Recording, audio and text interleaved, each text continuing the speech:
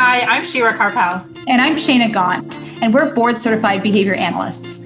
At How to ABA, we provide practical resources, community, and support to ABA professionals. In each episode of our podcast, we will be having real conversations with real people, sharing real stories about ABA. We'll share relevant strategies and actionable tips that will make us all better ABA practitioners. It's the ABA content you need that you're not going to learn in a textbook. Hi, everyone. We are very excited today to be talking to Michael Maloney, who is the founder of Quincy Learning Center, and a bit of an expert in precision teaching and direct instruction. And today we're going to be talking a lot about literacy. So welcome, Michael. We're happy to have you. I'm really delighted to be with you. We'd love to start with a little bit about your background. If you could tell everyone a little bit about what you do and kind of how you got to what you do.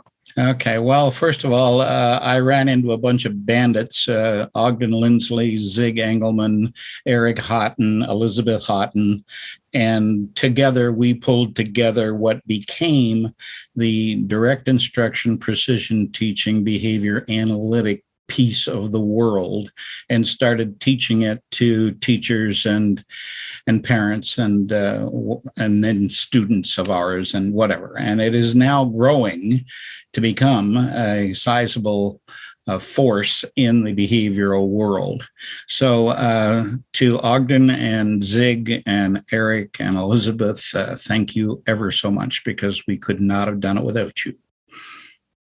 So if you could start by telling us a little bit about the literacy and kind of the challenges that we're seing today within literacy and education. I want to be depressed, do you? Okay. So do you have 4 hours? Yeah, well, no, we can cover this in a matter of minutes. We have 10 million children in American schools, in American public schools, who are illiterate. Let's just start with that. Wow. We have 85% of the people that we incarcerate who are illiterate. We have 65% of the people who can't function in our society because they can't get jobs and can't get training because they are illiterate. This is a global pandemic, and we are ignoring it to the nth and have been for 40 years. Wow. I mean, it's so true. I work in a school with, lots of special ed classes, and literacy is a huge challenge. And not just that, but no, it's not. It's not if you do it right. We've already got an answer to the problem that is 40 years old from the Follow-Through Project, which very clearly documented and demonstrated how we can teach kids to read, write, spell, and do arithmetic. And then we shunned it and threw it over the side and ignored it and let the kids drown. So why aren't more schools using this? Because they don't like it, because it smacks of accountability. You actually have to measure something and get a score that says you didn't do very well on this, nor did your student. And the result is that people just drift away from that because it's easy to collect a paycheck, but it's not easy to teach a child. It's definitely not easy to collect data. Like, that's one of the biggest challenges I find with teachers, is having that accountability. They won't do it. Right. They won't do it. It's incriminating. Yeah. And why should they? I mean, they don't have the tools. If we trained our teachers properly, they would do the job. They would get it right. We would have smart, literate children. But we don't teach our teachers. None of the data that came out of the Follow-Through Project has ever been set up and used. So they're out there beating their heads against the wall, doing the best they can and getting killed for it. 50% of them are leaving the profession every year. Wow. That's 3 million teachers being lost. Right. And a lot of this comes from above. I mean, the teachers themselves, I'm going to classrooms all the time, and the teachers themselves are saying, help me, help me. Well, yet they're given this whole the help isn't there. They don't need to help. They don't need to help. They've got their own agenda, and it doesn't start with kids. And it never has. And it probably never will. The only way we're going to get out of this is to end run them and give them tools that they can use that don't involve teaching and training and supervision and all of that. Mm-hmm. Can you tell us more about the follow-through project? Sure. It was the largest single study ever done in North American education. It was started by in the 70s in any case. And they compared 16 different methods as to who could do well with children who are at risk of failure. And 2 of them worked. One of them was behavior analysis. The other was direct instruction. Direct instruction accounted for 85% of the data, 75% of the data of the study. The behavior analysis model accounted for the rest. They took all of them and dumped them over the side and announced that they were all the same. Wow. They have since then stopped issuing any information on follow-through because it's too old, like the law of gravity is too old, obviously. And we now have a situation where this information isn't even being shared. Wow. And you get 10 million kids who are dying. Well, there's also IEPs that I read that say they're doing direct instruction. Yeah, well, they're not. Teachers these days don't understand what direct instruction is. Yeah, well, as we talk about direct instruction, we're talking about Siegfried Engelmann and the technology that he developed, and these people have no clue. Can you define for us what direct instruction is? Because I find the same thing. Teachers don't realize. It's very simple. Everything has one and only one interpretation. So if I give you a list of words and I put an E on the end of them, it changes the word. It goes from a short vowel to a long vowel, from ham or from, pick a word. Hat. And fat to fate, right? And you teach the children, here's the rule. E at the end of the word makes the vowel say its name. And then you teach them the non-example of the rule. And then you show them the example of the rule where their E is there, right? And then you teach them the discrimination between the example and the non-example, and you practice them until they can do them quickly and easily and correctly. And then you move on to all the other possibilities that are there. But in every situation, you're going to have one and only one interpretation. Mm-hmm. And this research has been evidence-based. It's been documented throughout the years. There's so much literature. 40, almost 50 years now. Yeah. I mean, I'm a direct instruction teacher through and through. I've been doing this for years and years, and I love the curriculum. And Michael, I think the way we met, the audience doesn't know this, the way we met is that I was a direct instruction teacher looking for more because my kids were doing well with the direct instruction and they were learning the phonics, they were learning that, but they didn't have the fluency. They weren't quick while they were reading. And then I came across why we have Zig and Og. Right? Mm-hmm. Yeah. So Michael, tell us about your curriculum, because you do direct instruction curriculum with reading, and then you combine fluency-based instruction. Yeah, I just inherited what Og and Zig and Fred Skinner left us. We have a system to manage the child's behavior so they pay attention. They're working, with us and doing a good job. That's basically our behavior analysis. We have a list of objectives that we can state and count on. And then we move to using precision or direct instruction as an instructional system to be able to teach them what they need to know in a very quick and easy way. And then we measure it for 30 seconds or a minute to see whether or not it made any difference. And if it does, then we celebrate. If it doesn't, we get back to work and find out where did that fail. And if we would only teach that to our teachers, we could have success with no trouble. But we don't do it because the system does not want anything to do with anything that smacks of any kind of accountability. So I mean, even as a BCBA, I wasn't trained in anything like this. Like we didn't get a ton of training in precision teaching or in direct instruction. And we have a lot of BCBAs who are listening to this. What could they do to do better in this area as BCBAs, even if they're not a teacher? They have to learn the skills. It's no different than anything else. If I need to go and do something like fixing an engine that I did yesterday, right? I need to learn what I'm doing and practice it till I get it to a point where I can reliably get that done. Mm-hmm. And our BCBAs are no different, but they have been very much slid off to the side because insurance companies don't want to hear a damn thing about, academics, anything that a child does, such as reading.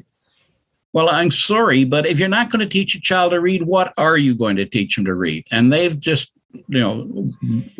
glossed that over and let it go. And our teachers are suffering for it. Yeah. So as long as we're willing to play by that stupid set of rules that says you can't teach a child anything academic, then you're not going to win. And they're not going to win. This is going to be a very hard, heavy load to carry. And our teachers are not getting the training. They're not getting the supervision. They're not getting much in the way of help at all. Mm. And it's so unfortunate because we know that when kids are struggling with literacy and academics, that's when the behavior challenges come up. And that's where all of those other challenging behaviors pop up. And if we're not supporting them with the academic skills, then we're not really helping. Not to mention the pipeline to prison and the unemployment and the kids who go wacko trying to learn this stuff and can't. Yeah. No, it's a disaster. It's a complete disaster, but we have a solution. We know what to do. We've been working on it for 45 years, not making much headway. Mm. I'm not getting a lot of kudos. I'm getting a lot of criticism, getting a lot of people to tell me why it's not right. Mm-hmm. But that's all I can do, right? Is just keep going. At what age do you think that this method should start with kids?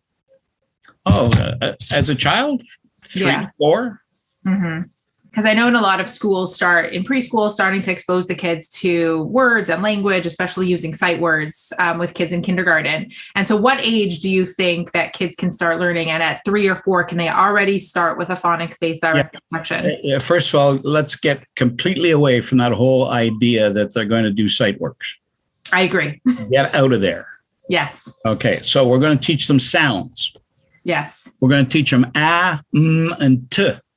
The first 3 sounds. And we're going to very carefully use Zig's method for introducing the sounds so that they don't look alike and they don't sound alike, so they won't become confused. And that's all done in the first 120 lessons.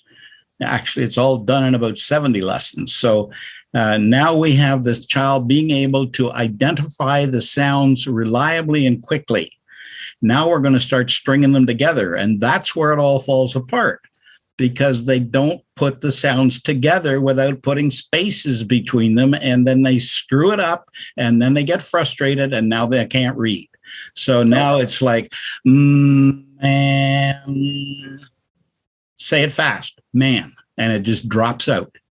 And if you do that carefully with every child and sound them out and watch where the short sounds are, when you say back, it's got to be ba. The B and the A have to go together, no breaks, back. Say it fast, back. They get it. So that's how we teach kids to read. That's how we've taught kids to read for 50 years. What is so damn hard about that? Someone told me one time, you teach kids 10 sight words and they know 10 sight words. They can read 10 words. Amazing. You teach kids 10 phonics sounds and they can read 100 words. And that to me just sunk right in. And I was like, obviously, right? If you teach the 1,000 most common words in the English language, you will cover 85% of the vocabulary of the language. Wow.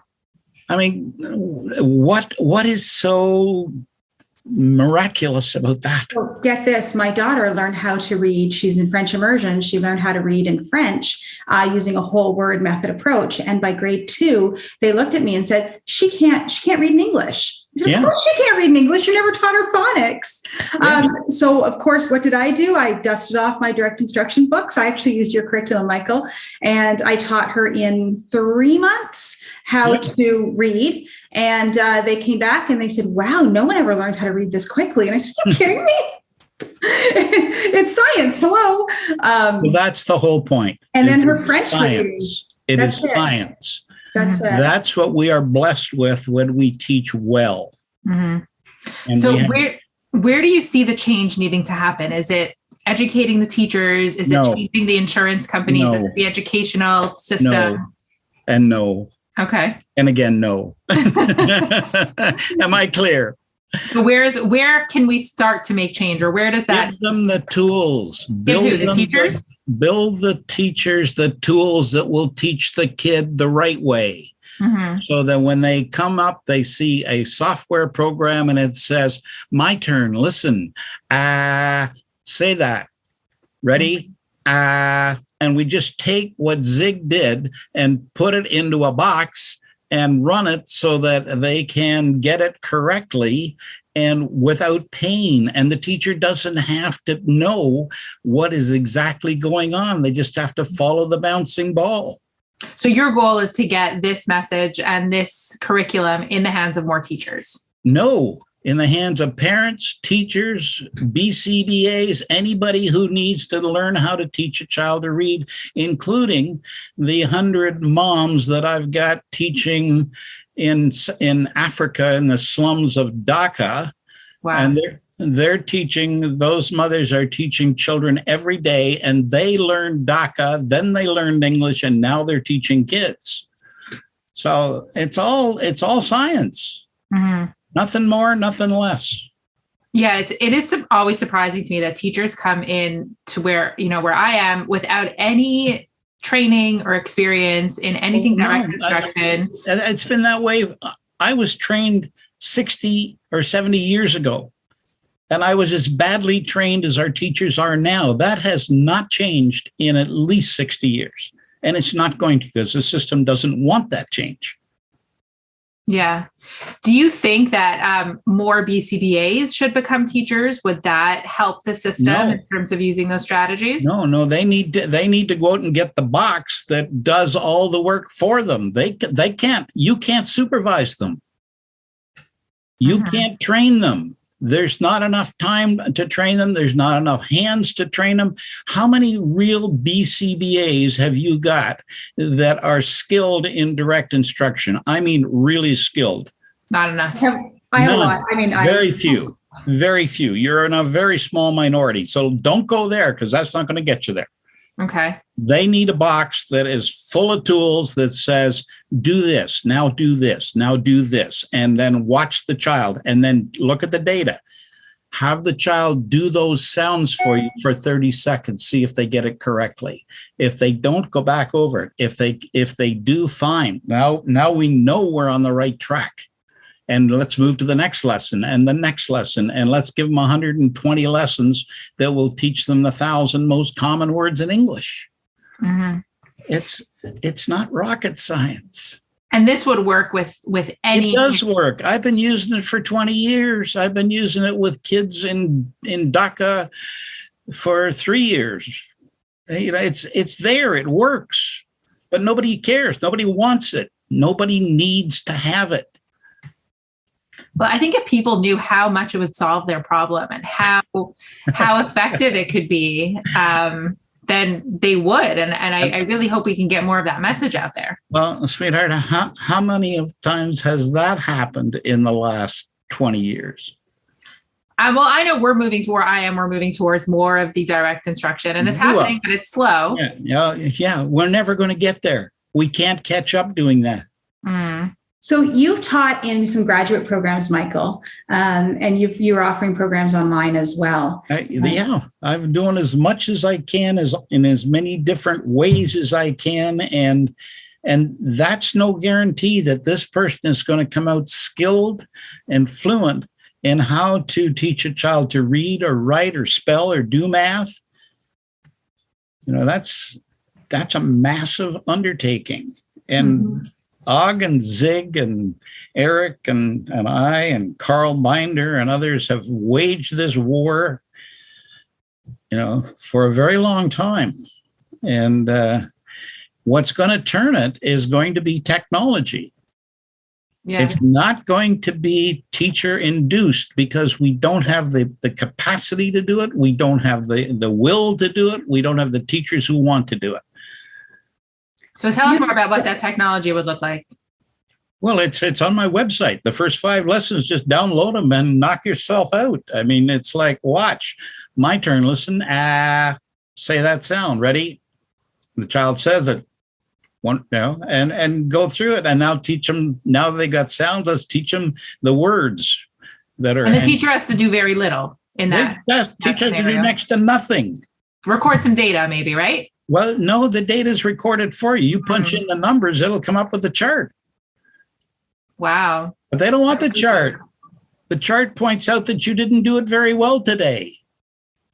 Well, I don't think I'll do this anymore. Right. And then it's personal. well, there's nothing that says they have to. Mm-hmm. If you're a teacher and a third of your kids go straight south during the year, you are not going to get fired. You are not going to get penalized. You are not going to get fewer holidays or less dollars. There's no penalty. Wow. I mean, think about the contingencies of education. The contingency, they don't work. There's no motivation to there's basically no reward system. Well, I mean, a lot of them, can we talk about IEPs? Because that really is the teacher's accountability. And that's also a broken system. That's a myth. Those are largely going to be anecdotal to start with. Go pull out an IEP and look at the data in it. There's none.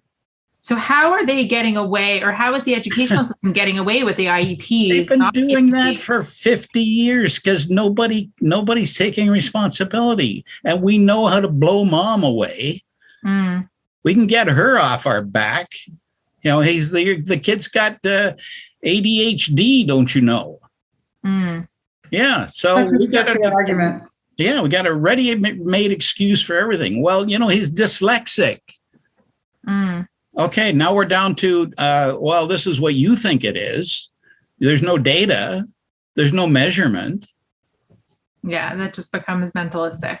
Well, and teachers, and I don't blame the teachers for not wanting it because they can't possibly do their job in the way they've been trained without it. Mm-hmm. So you're in a box that has no exit. So if a teacher wanted to get more information on this, tell us about what's available for them. Well, just go to Teach Your Children or Maloney Method and look under the Try It Before You Buy It and download the first 5 lessons and see if you like it.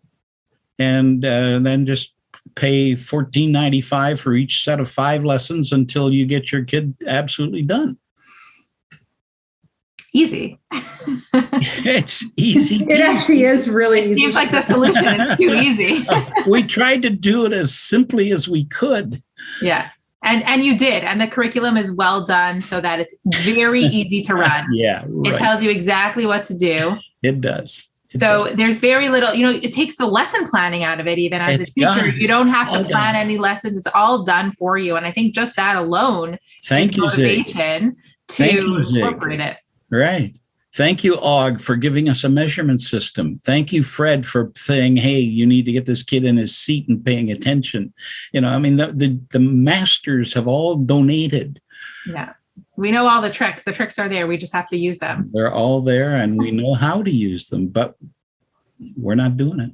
And you can truly change the trajectory of learning when you implement curriculum that works based on science. If the insurance company will let you. So how do you get around that one, Michael? How do you advise people? You call it language. You turn it into a language program, not a reading program. So it's a language program because it's comprehension based. Well, it's a language program because it has sounds like ah and duh, and you can't go very far without those squiggles. So we better teach them some squiggles. Mm-hmm. So there you go. So for all you BCBAs who are listening out there, for all you teachers who are listening out there, please go check out the Maloney method. Check out direct instruction curriculum in general. Check out the evidence-based around it. Check out anything you possibly can, because it is evidence-based, and it will hopefully, if we can all adopt these principles, that may be our solution, and that might be the thing that helps tip the scales towards literacy. Well, we have been fortunate in getting a lot of BCBAs to masquerade this as language. And they've been able to get around it and get paid the way they should have been. So maybe there's a little light there at the end of the tunnel. Yeah. Yeah. And for BCBAs or teachers listening, we are going to be learning more about this a little bit more in depth with Michael at our CEU webinar in July, I believe. So stay tuned for more information on that, where we'll really give you more of the tools to be able to adopt some of these things and give you more direction on direct instruction. So look out for that. And we really, this stuff we've been using for years. We've used Michael's stuff for years. It is really important that we have an evidence-based approach to teaching literacy. And I highly recommend everybody, please go check it out. And it really does work. Thank you, ladies. Thank you so much. It was so nice to talk to you. I preach. I'm very happy having you out here with me. It's nice great help. Thank you. Thanks for joining today's conversation. Wherever you get your podcast, please go and subscribe, rate, and review so others can find out about us too. For more from How to ABA, including free resources and ABA materials, visit our blog at howtoaba.com. And make sure that you're following us on social media for more practical tips and updates.